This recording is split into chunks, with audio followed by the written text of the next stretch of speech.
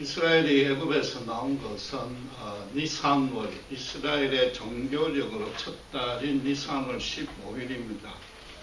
그리고 애굽에서 가나안 땅으로 가는 최단 거리는 해변가 길로 한 나흘이 걸리는데 중도에 강력한 블레셋 군대가 주둔하고 있어서 하나님이 강야로 우회시켰습니다. 이 강야길은 한 6배 더 걸려서 한 24일 정도 걸립니다.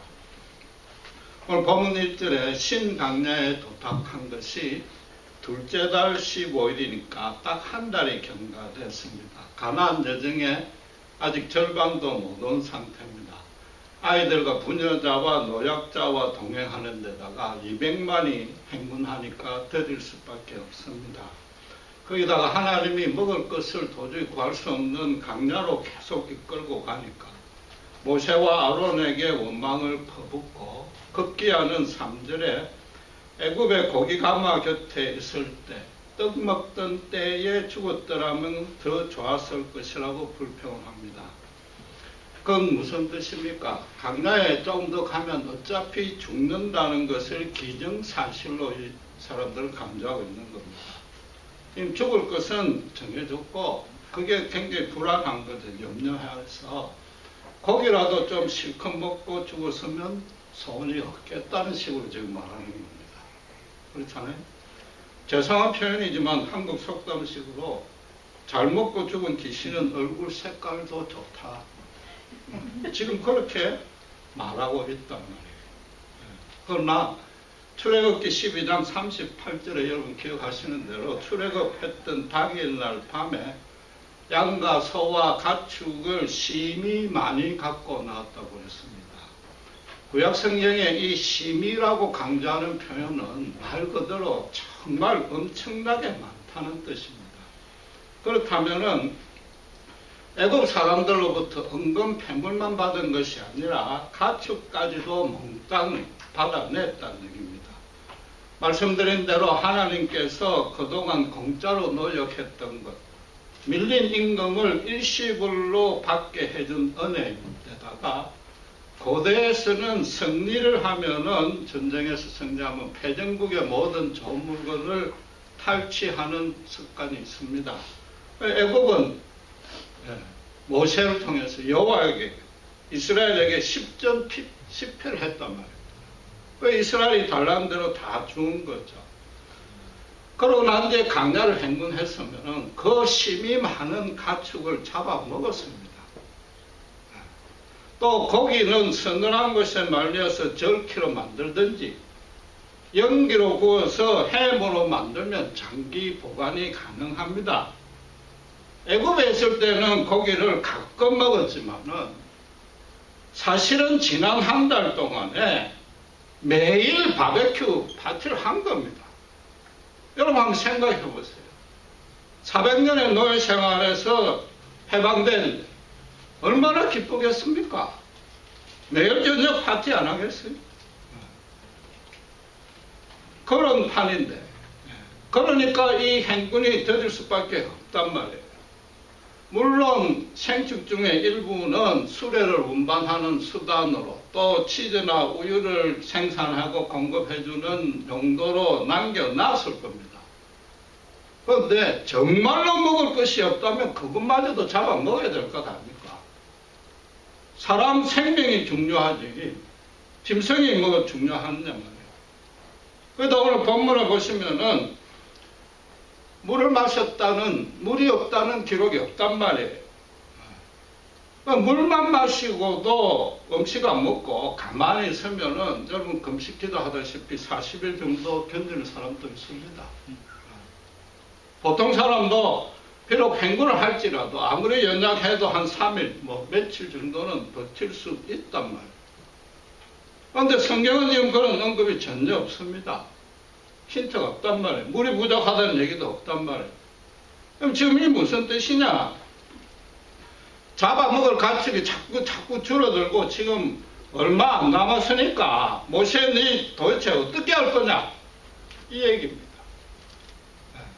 마라 때에 마라 선물 때도 물을 다시 채우려 한 거지 물이 전혀 없었던 것이 아닌데 미리 불평했던 것과 똑같은 거죠. 먹을 것이 없어서 죽게 된 상태가 아니라 질리도록 한 달 동안 고기를 먹고 난 이후에 지금 이런단 말이에요. 그런 사정을 잘 아니까 모세가 7절 끝에 우리가 누구간데 나한테 원망하느냐, 우리한테. 그 첫째 뜻은 당연히 모세하고 아론은 인간이단 말이에요. 우리는 말씀을 대언만 했고 그분 지시대로 행했을 뿐이고 우리 둘이서 어떻게 너 음식을 책임지느냐 이 얘기죠. 이곳으로 인도한 것도 자기들이 아니고 하나님의 구름 기둥 불 기둥이었고 그렇다면 이 모든 일의 배경에 하나님의 뜻이 있다. 너희가 우리를 원망하는 것이 아니라 하나님을 원망한다. 그래서 7절 중반에 여호와께서 당신을 향해서 하는 너희 원망을 이미 들었다 라고 꾸중을 했단 말이에요. 이런 고난이 닥치면 신자가 가장 먼저 해야 될 게 뭡니까? 하나님께 기도죠. 기도해도 그 염려가 없어지지 아니하면 마라에서 어떻게 했는지 애굽에서 어떻게 했는지 그 기억을 더듬어내서 잠잠히 인내라도 해야 되고 그래도 불안하면 차라리 하나님께 원망하라 이 말입니다. 여러분 원망한다고 해서 그게 다 나쁜 뜻은 절대 아닙니다. 원망을 한다는 것은 상대가 좋은 점이 있거나 상대에게 뭔가를 관심이 있거나 최소한도 뭔가를 기대할 수 있을 때 원망을 하는 겁니다. 원망한다고 해서 하나님께 원망한다고 해서 다 나쁜 게 아니고 여러분들도 도저히 안 되면 입을 덮으시고 하나님께 원망을 퍼부으시란 말이에요. 주변 가족이나 교회 성도나 직장 동료한테 불신자들한테 믿는 사람이 고난만 닥치는데 염려하는 표정 하지 마시고 여러분 다윗의 시편을 보면은 거의 전부가 하나님께 원망하는 걸로 시작합니다. 그 다음에 중간에 뭐가 생깁니까? 하나님이 베풀어 주신 은혜 그걸 기억해내고 다시 한번 하나님에 대한 확신을 회복하든지 최소한도 하나님이 구원해 주실 소망은 회복한단 말이에요. 그걸 키워나간단 말이에요. 그 구원의 찬송으로 감사로 결론을 내린단 말이에요. 그런데 지금 이스라엘은 하나님과 씨름할 건 아예 꿈도 안 꾸고 있는 거예요. 물론 계속해서 강야로 끌고 가면 틀림없이 먹을 것이 없고 현실적으로 분명히 염려가 됩니다. 그건 자연스러운 반응입니다. 그런 염려가 생겨야 거기에 대한 대비책도 세울 수 있단 말이에요. 그러나 여러분 3절을 다시 보면은 애굽에서 죽었으면 좋겠다가 아니라 애굽에서 여호와의 손에 죽었으면 좋겠다. 말할 때는 이런 얘기가 전혀 없습니다. 그냥 모세에게만 원망했다 그랬습니다. 24절에. 그건 지금 여호와의 손에 죽었으면 좋겠다. 노예 생활을 계속하다가 수명이 다해서 자연사로 죽겠다는 의미가 아닌 겁니다. 그러면 애굽에서 나오지 말았으면 좋았을 것이라고 말해야 되는 겁니다. 여호와의 손에 죽는다는 것은 히브리 간영으로 여호와께 심판받아서 죽었으면 좋겠다는 겁니다. 여호와의 심판을 받는다는 얘기입니다. 그렇다면 그 의미는 두 가지뿐인 겁니다. 첫째는 애굽의 장자들이 죽었을 때, 그 심판을 받았을 때 차라리 함께 죽겠다. 그게 더 낫다 이 말인 거예요. 여러분 알다시피 장자는 애굽을 전체 국민을 대표를 하고 다음에는 심판한다는 경고의 의미로 장자만 죽었단 말이에요. 이번에 해계까지는 몰라도 이스라엘을 안 풀어주면 다음에는 전부 다 죽는다. 그러고 애국 사람들이 장자들이 죽어나가는 엄청난 그 형벌을 목격했으니까 항복할 수밖에 없단 말이에요. 그들은 그나마 항복을 했단 말이에요. 항복을 했으니까 은근 패물이고 가축이고 다 갖다 바쳤단 말이에요. 그렇다면 이스라엘이 여호와의 손에 죽겠다는 게 이때 같이 죽겠다는 것은 자기들 장자만 죽이고 나머지는 빠져나가겠다 이 의미는 절대 아닐 거 아니에요. 그 의미는 아니단 말이에요. 무슨 의미냐? 우리가 애국인처럼 취급받아도 좋겠다. 차라리 불신자가 되어도 먹는 일에 부족한 일만 안 생겼으면 좋겠다. 그 얘기. 그럼 10번째 장에 같이 안 죽겠다면은 평소 때 애굽에서 그냥 여호와 심판을 받겠다. 무슨 말이에요? 애굽에서 우상 숭배에 참여했단 말이에요. 거기서 고기도 먹었단 말이에요. 음란한 쾌락의 죄도 범했단 말이에요. 그러나 그게 더 지금 강야에서 여호와를 따르는 것보다 훨씬 더 좋더라. 이 얘기입니다. 스스로 지금 애굽에서 우상숭배를 죄를 범했다고 고백을 하는 겁니다. 그 말 안에 그 의미가 포함이 되어 있는 겁니다. 애굽 사람처럼 하나님께 진노를 받아 죽어 마땅한 자단 말이에요. 그런데 하나님이 인방과 설주에 어린 양의 피를 발라서 여호와의 심판에서 면제해 줬단 말이에요. 엄청난 은혜를 입었단 말이에요. 그 앞에 9번의 재앙때 고센 땅은 완전히 구별해서 머리털 하나 안 다치게 해줬단 말이에요. 그 엄청난 긍휼에 대해서 감사하고 기억하기는커녕 전혀 관심조차도 없게 된 거단 말이에요. 지금 뭐라고요? 굶어 죽게 됐다고. 입에서 고기 냄새가 풀풀 나는 상태에서 지금 그러고 있단 말이에요. 하나님을 따라 계속 강자로 가면은 하나님을 믿지 않겠습니다. 하나님을 떠나겠습니다 정도가 아니라 하나님의 벌을 받아서 지옥 가도 좋습니다. 이런 불편한 삶을 사는 것보다는 차라리 그 길을 택하겠습니다. 이 얘기입니다. 마라의 선물을 겪고 에림에서 그 단물을 마셨더라면 믿음이 늘거나 최소한도 인내가 늘어야 되는데 정반대로 악화가 되게 됩니다. 이스라엘에게 제가 변명 아닌 변명을 딱 하나 해줄 것은 물론 있습니다. 애굽이 노역은 고달팠지만 먹고 마실 것은 이스라엘에서 이스라엘 사람이 그 힘든 노동은 했지만 먹고 마실 것은 자기들이 조달을 하는 거죠. 애굽이 다 조달해줬단 말이에요. 물론 그 사람들이 목축은 했습니다. 그러나 스스로 식량을 직접 생산을 한 건 아니죠. 우유와 치즈만 생산을 했고 그것도 장사했고 그랬단 말이에요. 그런데 지금 가축마저도 먹을 것이 없고 이제 가축이 숫자가 줄어드니까 아주 급격하게 불안해지는 거죠. 농사라고는 한번 다 들어봤습니까? 가축은 점점 줄어드니까. 이게 무슨 뜻인가 하면은 아버지가 너무 가난해서 요즘 유행하는 노트북이나 스마트폰도 못 사주고 있단 말이에요. 다른 애들하고 비교하니까 너무 힘들고 그러니까 아버지한테 대놓고 차라리 부모 행세하지 마세요. 아니면 차라리 내를 죽이라. 아버지 앞에 그런 악다구니를 쓰는 거죠. 그 부모가 그 말 듣고 어기가 차서 그 자리에서 안 쓰러지는 게 다행하니. 그런데도 지금 하나님은 어떤 벌도 내리지 아니하셨어요. 야단도 치지 아니하셨어요. 만나가 매출하기를 그냥 그 자리에서 바로 내려주셨어요. 그렇게 하신 이유는 뭐예요? 누차 강조하지만은 하나님의 언약 백성이다. 가나안 땅까지 무사하게 들여 넣어야 될 것은 하나님의 책임이자 심지어 의무라고까지 이야기할 수 있는 거단 말이에요. 더 근본적인 이유는 죄송하지만 저를 비롯해서 모든 인간의 수준이 그것밖에 안 된다는 걸 하나님은 너무 잘 아신단 말이에요. 그런데 하나님을 따르는 백성을 굶길 리가 있겠느냐 말이에요.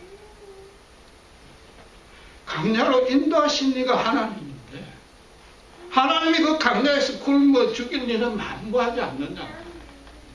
우리 인생살이에서도 고난을 직접 간접으로 허용하지만은 반드시 피할 길을 마련해 놓습니다. 거기다가 하나님의 소명자로 세운 자.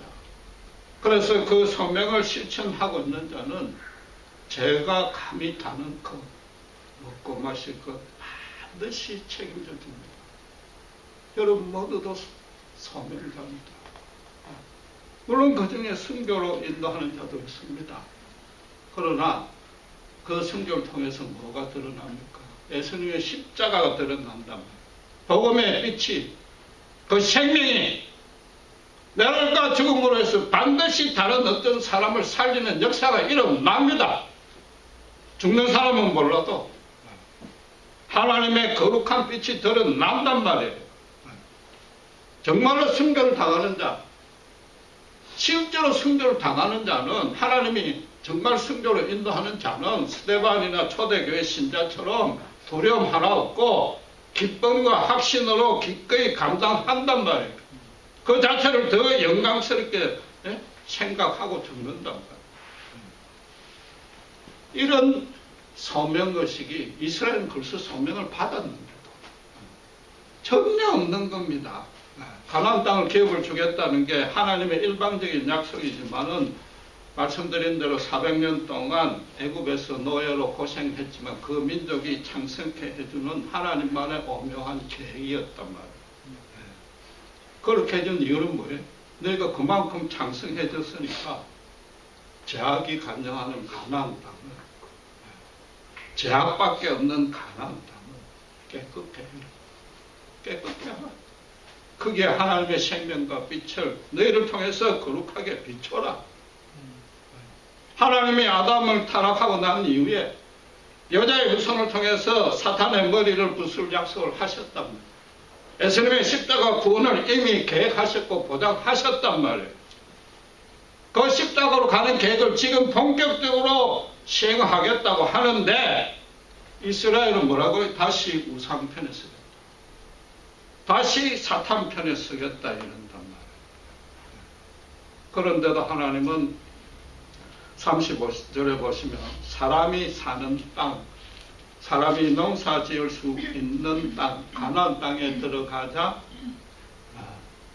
만나와 메추라기를 중지했다고 합니다. 그렇다면 가데스 바네아, 여러분 알다시피 거역하고 난 이후로도 40년 넘게 광야를 방황할 때 단 한 번도 굶기지도 아니하고 굶어서 죽게 안 했단 말이에요. 기본적인 생존을 보장했단 말이에요. 심지어 고기가 이사에 끼일 정도로 모든 것을 보장했단 말이에요. 이게 무슨 뜻입니까? 이스라엘이 지금 말도 않은 배역을 했는데도 불구하고 만나와 메추라기를 주었단 말이에요. 수르 강야에 도착해서 준 게 아니고 출애굽할 때부터 이미 만나와 메추라기는 하나님의 계획표 안에 있었단 말이에요. 만나와 메추라기를 보고 하나님이 너무나 큰 자비를 베푸셨고 은혜와 권능을 베푸셨다. 그건 틀림없는 사실인데 하나님의 그 크신 권능과 권능에 감사하고만 치울 일이 아니란 말이에요. 이스라엘이 말도 안 되는 배역을 했는데 그것과 비교도 안 되게끔 하나님도 지금 말도 안 되는 섭리로 역사하고 있단 말이에요. 이건 죽어야 마땅한데 도무지 이건 이해가 안 되는 하나님이시다. 구약 성경에 보면 얼마나 여호와 하나님이 이해하기 어렵는가. 그것뿐만 아니라 우리 실제 신앙생활에서도 하나님께 절로 불평이 나올 때가 많고 도무지 이해할 수 없는 하나님을 만나는 경우가 많은데 그때마다 뭐가 이미 준비가 되어 있어요? 그때마다 하나님 은혜가 놀랄 수밖에 없는 도무지 이해가 안 되는 은혜가 있단 말이에요. 하나님이 이해가 안 될 때 그때가 바로 은혜 받을 때란 말이에요. 우리가 몰랐을 뿐이단 말이에요. 믿음이 뭐냐? 믿음이 좋다는 게 뭐냐면 삶에서나 성경에서나 말도 안 되는 하나님을 정확하게 해석해서 말이 되는 하나님으로 바꿔서 내 삶에 적용할 수 있는 실력, 그게 믿음이란 말이에요. 우리는 그냥 먹을 것 없으니까 만나와 메추라기를 주시는 능력의 하나님만 붙든단 말이에요. 그 능력의 하나님만 붙으니까 어떻게 돼요? 힘들 때마다 울부짖고 힘들 때마다 울부짖고 급할 때만 기도하고 그걸로 끝. 평생을 그 신앙생활 뭐 하고 있단 말이에요. 오늘 본문의 기사에서 뭘 찾아야 되느냐? 하나님께 원망만 한 게 아니라 지금 사탄을 따르겠다고 하는데도 만나와 메추라기를 주신 하나님 그분을 해석해내야 된단 말이에요.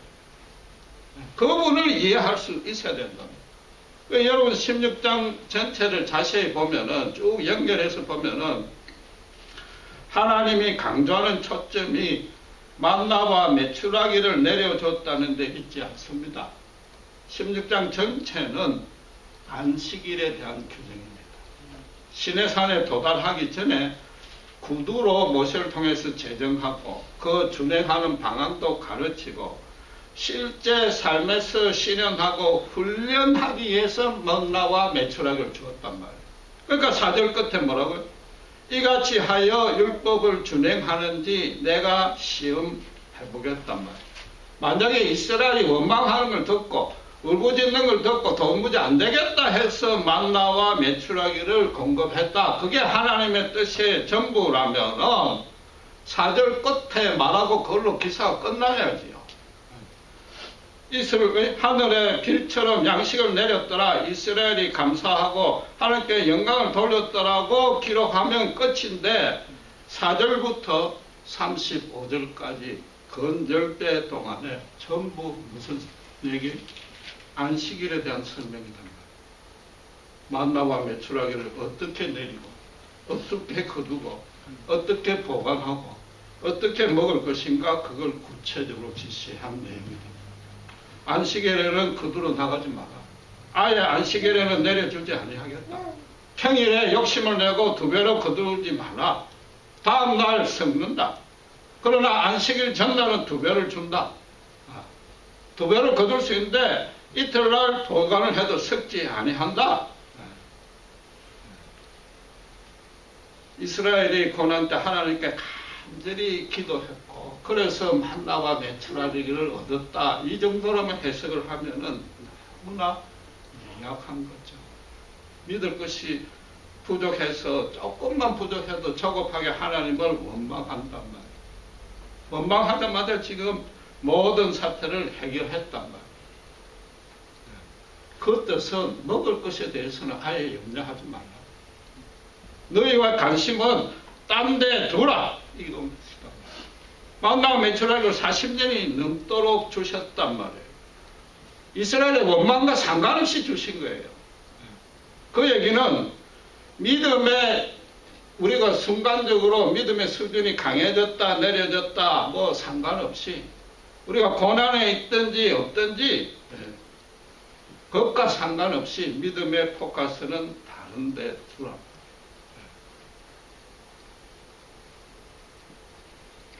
이걸 비유를 하자면은 이렇습니다. 여러분 중에 미국 회사에 한국에서 아주 큰 뭐 예를 들면 구글 같은 회사에 합격을 했다면 합격 통지서를 이미 받은 겁니다.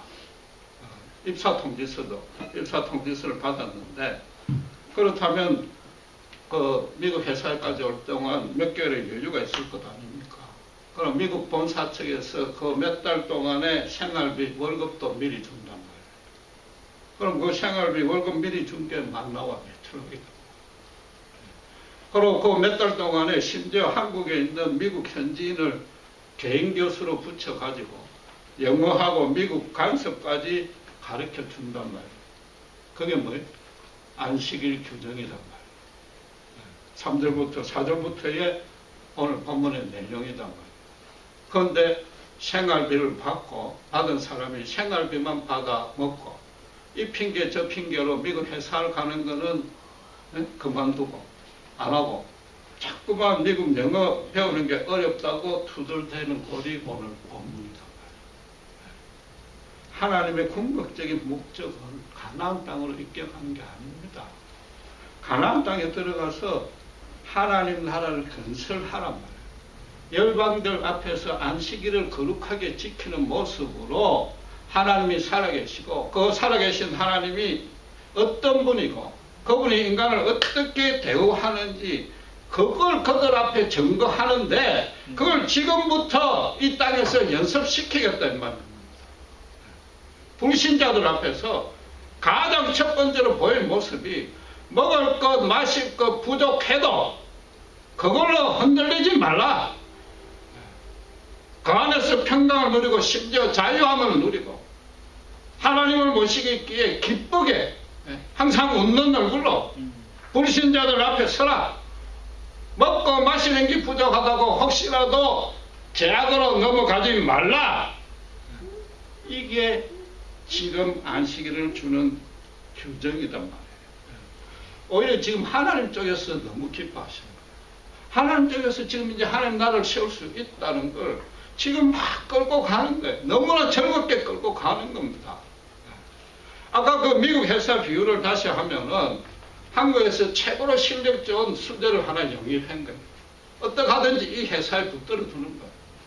혹시라도 다른 회사에 뺏길까봐 모든 걸 좋은 걸 미리 다 줬단 말이에요.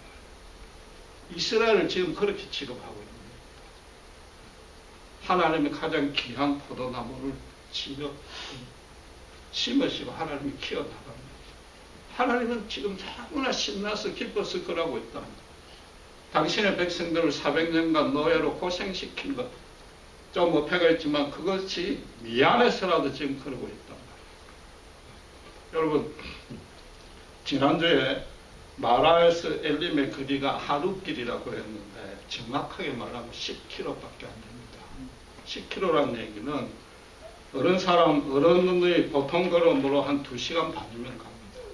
아무리 노약자나 가축이 따라 대도 그 배에 절반이면 갑니다. 옛날에는 어린이나 노약자나 전부 걸어 다녔기 때문에 걷는 게 익숙하단 말이에요. 마라에서 원망을 하루만 참았더라고요.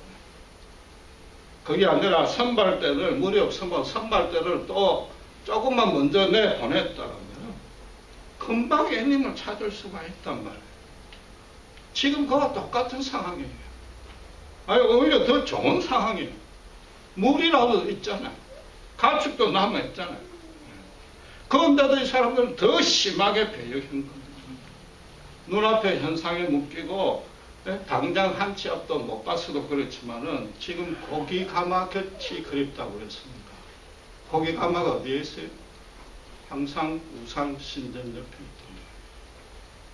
이스라엘 성전도 고기가마가 성전 안에 있고 그 성전에 바친 고기 말고는 사 먹을 수가 없는 겁니다. 무슨 말이에요? 고기 못 먹어서 괴롭다고가 아니라 우상 숭배, 그게 그 재미에 빠져가지고 그게 못하니까 더 아쉽다. 강야에 그런 재미는 단 하나도 없다. 너무 보링하다. 이 얘기입니다. 마음나와 매출하기를 주일날 주지 아니하고 주일날 거전날 거둔 게 썩어 없어지는 게 여러분 주일날 가게 문 열지 말라. 주일날 혹시 여행 가서 예배 출석 안 하면 벌 준다 그게 아니고 모든 여건이 고난으로 가득 찰지라도 하나님이 도저히 이해가 안 되고 의심만 생길 때일수록 하나님만 따르라. 강약길이 아무 재미가 없고 쓸쓸할지라도 예수 믿는다고 세상 사람들로부터 거꾸로 음해를 당하고 핍박을 당할지라도 하나님 말은 절대 놓지 말란 말. 모든 사방이 부정적인 모습으로 가득 차 있을지라도 그래서 이전에 받은 은혜가 기억이 안 날지라도 눈앞에 고난이 우리의 시선을 모두 묶고 한 치 앞도 몰라서 불안할 수 있을지라도 그럴 때일수록 뭐예요? 하나님이 이끌고 있다. 실제로 한 치 앞도 못 보고 아무 이해가 안 되면 어떻게 해야 됩니까? 하나님 의지할 수밖에 없잖아요. 원망한들 불평한들 그게 무슨 의미가 있어요? 어려울수록 하나님 의지할 수밖에 없단 말이에요. 그러니까 출애굽 끝날 때 결론으로 하나님이 14장 14절에 여호와가 너희를 위해서 대신 싸우는 모습을 너희는 가만히 잠잠히 지켜보라고 합니다. 믿음의 출발이 핵심이 결국 전부 뭡니까? 믿음의 출발이 뭐예요? 출발이 아니라 그 전부를 해도 과언이 없는데 믿음의 본질이 뭐냐? 하나님이 우리에게 누구라고? 아버지인 거죠. 우리는 하나님의 자녀라. 여러분 정말로 하나님이 여러분 아버지예요? 정말로 여러분이 하나님의 자녀를 온전히 확신하느냐? 그분의 아버지라면 뭘 걱정하느냐? 자식이 힘들 때 아버지가 가만 놔두는 것, 고난 중에 있는데도 가만 놔두는 것은 두 가지 이유밖에 없는 겁니다. 자식이 잘못했거나 자식을 훈련시켜서 더 좋은 방향으로 성장시키는 그 두 가지 이유밖에 없단 말이에요. 하나님이 이해 안 될 때도 그 두 가지밖에 없는 거단 말이에요. 먹을 것 떨어지는 거, 걱정은 그건 너무나 자연스러운 반응입니다. 그게 뭐 믿음이 떨어졌다고 자기 자책할 필요가 없는 겁니다. 지난 은혜 기억 안 날 수도 있습니다. 왜냐하면 케이스마다 다 달라 보이고 이번 것만큼은 하나님이 좀 힘이 떨어지는가 보다 하도 어리석으니까 그런 생각을 할 수 있단 말이에요. 그럼 하나님이 어떤 분이냐? 정말로 하나님이 내 아버지냐? 정말로 내가 그분의 자녀냐? 그 물음으로 다시 되돌아가야죠. 여러분 한국에 잘 아는 사람 연예인 중에 이상민이라고 있잖아요.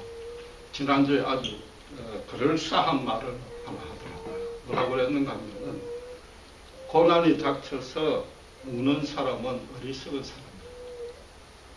고난이 닥칠 때 참아내는 사람은 보통 사람이라고 했어요. 고난이 닥치면은 기뻐하는 사람이 오히려 가장 센 사람이다. 불신자들도 하나님이 그런 영원한 진리를 이야기했습니다. 여러분 놀랍게도 불신자들이 신자들을 어떻게 비방합니까? 너희들은 나태하고 나약해서 일만 생기면 하나님께 울부짖는다. 내 문제만 가지고 크게 하나님께 탓을 다투고 울부짖는다. 이상민식으로 말하면 무슨 뜻입니까? 가장 어리석은 자. 보통 사람도 안 돼요. 결국 나중에 아버지에 대해서 아버지도 우리 말을 안 들어서 원망하고 나중에 막 불평할 수 있단 말이에요. 그러나 그 아버지를 언제 이해할 수 있습니까? 내가 결혼해서 내 자식을 낳았을 때 비로소 아버지와 자식의 관계가 어떠하다는 걸 알 수 있단 말이에요. 그때부터 부모한테 원망하지도 아니하고 이전에 얼마나 원망했던 게 불효냐고 회개하고 후회하고 부모한테 잘하잖아요. 그런데 왜 하나님한테 그런 겁니까? 하나님 정말 아버지입니다. 아버지와 아들의 관계가 뭔지 안다면 왜 그런 못합니까? 그걸 지금 한나와 메추라기 통해서 아무 먹을 것이 없는 강야에서 지금 훈련시킨 겁니다. 내가 어떤 자인지 알아봐. 그 세상 사람 앞에 우리가 어떻게 그분을 증거할 수 있느냐. 세상 사람이 가장 궁금해하는 게 뭐냐. 고난에서 그들도 마찬가지다. 고난에서 이겨내는 것. 성인이 되어서 전도되는 자의 90%가 힘들어서 교회 나온다. 그럼 그분들 앞에 불신자들 앞에 하나님의 영광을 드러내는 모습이 뭐냐면 안식일에 주일에 교회 가서 찬양하고 박수치고 기도하는 거냐? 아니지 않느냐? 고난 앞에 제약 앞에 당당하게 맞서 싸워 이기는 모습, 최소한도 평강을 유지하고 담담하게 있는 것, 범사에 감사하고 항상 기뻐할 수 있는 모습, 그걸 보여줘야 불신자들이 하나님이 살아있고 저들이 모시고 있는 하나님은 다르구나 알 수 있을 것 아니냐. 그 훈련을 시키 그렇게 하라고 지금 강야로 내놓는데 당연히 만나와 매출하기는 이미 준비되어 있었단 말이에요. 그 얘기를 여러분 주일날 오실 때 정말로 사명자의 삶을 살고 있다면 주일 예배는 감사로 끝납니다. 감사로 시작해서 감사로 끝납니다. 대신에 뭐예요? 아직도 하나님이 이해가 안 되고 어렵다. 원망을 안고 나올 수가 있어요. 대신에 주일날 와서 어떻게 이렇게 하나님이 내 아버지라는 사실을 다시 확인하고 돌아가요. 그래야 고난을 이길 수 있습니다. 기도하겠습니다. 하나님 아버지,